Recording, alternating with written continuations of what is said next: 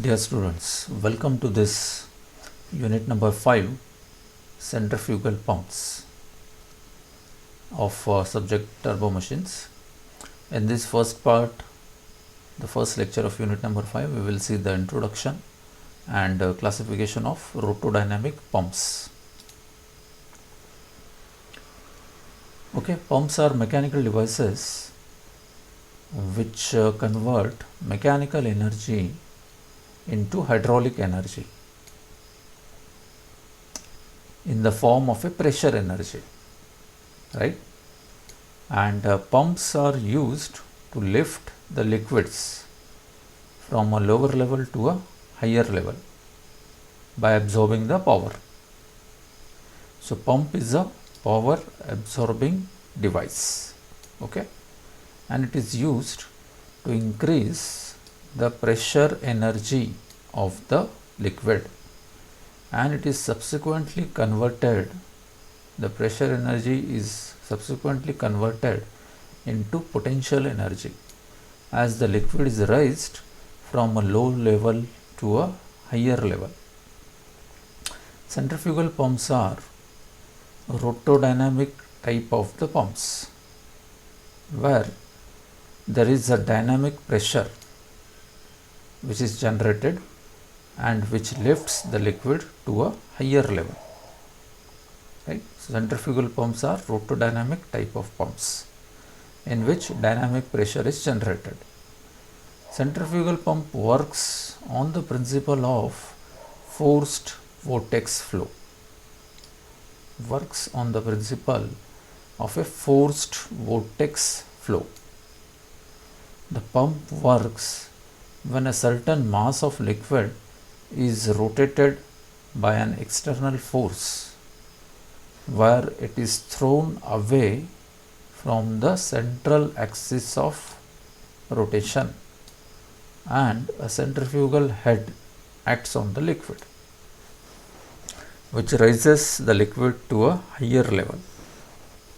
The centrifugal pump works on the principle of forced vortex flow, wherein the certain mass of a liquid is rotated by means of some external force about an axis of rotation such that the liquid is thrown away in a radially outward direction by a centrifugal head. Okay. Now, when more liquid is constantly added to the center of rotation, then a continuous supply of liquid is maintained at a higher level, that is the outlet of the pump. The rotating component is called as a impeller and it is the main element of a centrifugal pump which imparts momentum to the liquid. The liquid is lifted due to the centrifugal action and hence these pumps are called as centrifugal pumps. In addition to centrifugal action, when the liquid passes through the impeller, its angular momentum also changes, which also increases the liquid pressure. Okay. The centrifugal pumps closely resemble the reaction water turbines. It acts as a reverse of inward radial flow reaction turbines. Okay. Thus, the flow in centrifugal pumps is in the radial outward direction, right? Flow is in the radial outward direction. The pumps are widely used in many applications in the fields of agriculture and irrigation works, okay, water supply plants, then sewage and drainage system. Then these are used in steam power plants, used in oil refineries, used in chemical plants and steel mills. You will find use of pump in food processing industries, in the transport sector, in the mines, the transport of fluids, liquids through pipelines. And there are many other utility services and industries in which fluids are used. You will find use of a centrifugal pump. So general classification of pumps can be done into two categories. So namely, general classification has two types: rotodynamic pumps, which are also known as dynamic pressure pumps, and the second type is positive displacement pumps. Okay, the first type, rotodynamic pumps, also known as dynamic pressure pumps. So rotodynamic pumps have a rotating element called as a impeller, and according to the direction of flow of liquid within the passage of the impeller, the rotodynamic pumps are further classified into three types: radial flow pumps, axial flow pumps, and mixed flow pumps. So radial flow pumps are nothing but centrifugal type of rotodynamic pumps. Here the liquid enters axially at the center of the pump and it is discharged radially along or tangentially along the outer radius of the pump casing. Here you can see in this diagram, the liquid enters axially at the center of the pump and it is discharged radially or tangentially along the outer radius of the pump. These centrifugal pumps are also known as radial flow pumps, and these pumps handles lower volumes of liquids at a higher pressures. Okay. Most of the common examples of rotodynamic pumps are of centrifugal type. The action of a centrifugal pump is the reverse of a radial inward flow reaction water turbine. Okay, like a Francis turbine. Second type is axial flow pumps. This is a type of a rotodynamic pump, axial flow pump. So in this, liquid flows in an axial direction only. So as you see, this is the impeller with the blades, right? So the flow of a liquid is parallel to the axis of the impeller. So this is the flow direction. Liquid flows in axial direction. The action of axial flow pumps is the reverse of propeller turbines or Kaplan water turbines. It is reverse of the propeller water turbines or Kaplan water turbines. The axial flow pumps can handle very large volumes of water but at limited pressures, at a very low pressures. Okay. Mixed flow pumps are intermediate between centrifugal and axial flow pumps, where the liquid flows through the impeller axially as well as radially. That is the case of a mixed flow pumps. Liquid flows through the impeller axially and radially. The action of mixed flow pumps is the reverse of modern Francis turbine or a reverse of mixed flow type of turbines. Mixed flow pumps handle comparatively larger volumes as compared to radial flow pumps and at medium range of the pressures, right? So the volume flow rates are medium and the pressure generated are also medium in case of a mixed flow pumps. Now coming to the classification of centrifugal pumps. Okay, before that we have positive displacement pumps. That is type B of a general classification of pump.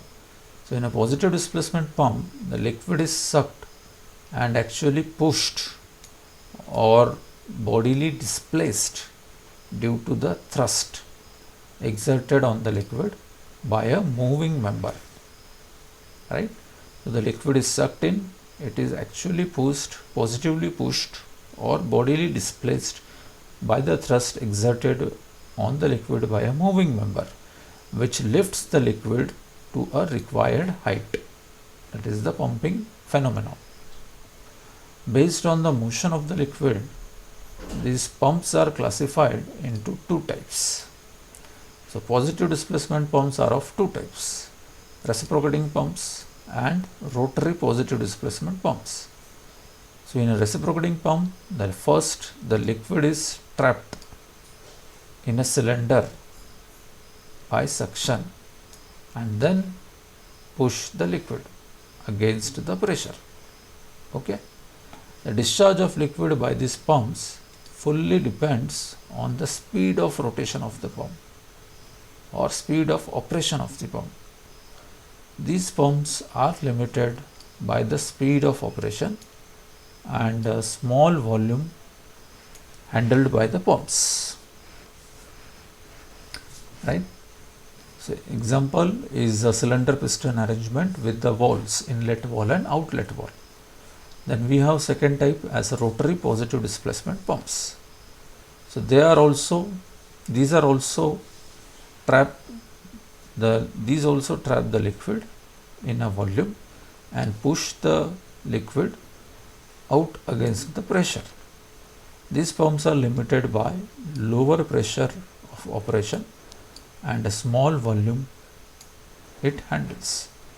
The main types of positive displacement rotary pump are gear pump, vane pump, screw pump and a lobe type of pump. Right? Next we come to the classification of centrifugal pumps. These may be classified on the basis of characteristic features. Centrifugal pumps can be classified on the basis of their characteristic features, basis of their utility according to the design and constructional features as given below. So on the basis of working head, the centrifugal pumps are classified as low head pump, medium head pump and a high head pump, where a low head pump works against the heads up to 15 meter of a water or 15 meter of the liquid handled by the pump, maximum up to 15 meter. The medium head pumps work between the ranges from 15 meter to 40 meter of liquid, while the high head pump are used to build up liquids more than 40 meter. So this is classification based on working head. Second is the classification based on the casing type. So in this we have three types: volute pump, then the volute pump with vortex chamber and diffuser type of pump or a turbine type of pump. So classification based on type of casing. First is volute pump. So here you can see the impeller of a centrifugal pump, and around the impeller there is a volute shaped casing, right? So the impeller is installed eccentrically with the volute shaped casing. It is eccentric installation. Here this is the casing with increasing cross sectional area, the discharge side. So volute casing pump or a volute pump.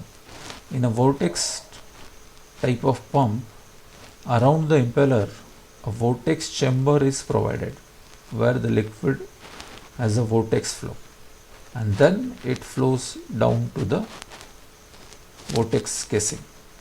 So additionally, around the impeller there is a provision of a vortex chamber in a vortex type pump.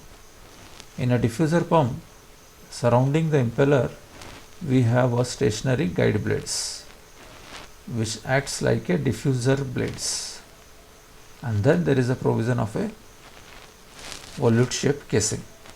So these are in constructionally identical to the radial flow type of water turbines. That's why these pumps are known as turbine pumps or diffuser pump. Third classification according to relative direction of flow through the impeller.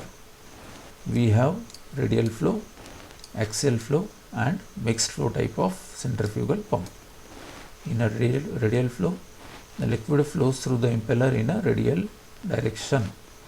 In axial flow, the liquid will flow through the impeller purely in axial direction, while mixed flow is a combination of axial as well as radial flow through the impeller. Fourth criteria, on the basis of number of stages.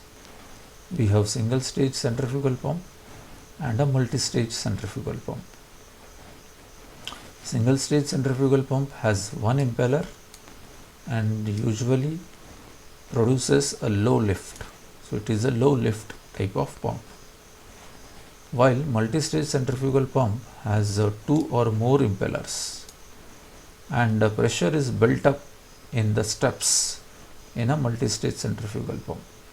It is used usually for high working heads, and the number of stages depends on the head required. Okay, so multi-stage pump is used for high head applications. The number of stages are dependent on the head required. Then according to the liquid handled, the centrifugal pump can be classified as closed impeller type of pump, semi-impeller or semi-open impeller type of pump and open impeller type of pump. Okay. On the basis of number of entrances to the impeller, we can classify them as single entry or single suction pump, where the liquid is admitted from one side of the impeller, or we can have double entry or double suction pump. Here the liquid enters from both sides of the impeller. Okay. Next is classification on the basis of position of the shaft, horizontal shaft pump and vertical shaft pump. So the pumps have horizontal shafts. Most of the pumps have horizontal shafts, while the deep well pumps and the mines have a vertical shafts. And finally we have a classification based on specific speed. We can have a classification like low specific radial flow pump, low speed radial flow pump, medium speed radial flow pump, high speed radial flow pump. Also we have two more types, mixed flow pump and axial flow pump. So in a low speed radial flow pump, the specific speed varies from 10 to 30. In a medium speed radial flow pump, specific speed varies from 30 to 50. And in a high speed radial flow pump, it varies from 50 to 80. While for mixed flow pump, the variation of specific speed is from 80 to 160. And for axial flow pump, it varies from 100 to 450. Okay, thank you.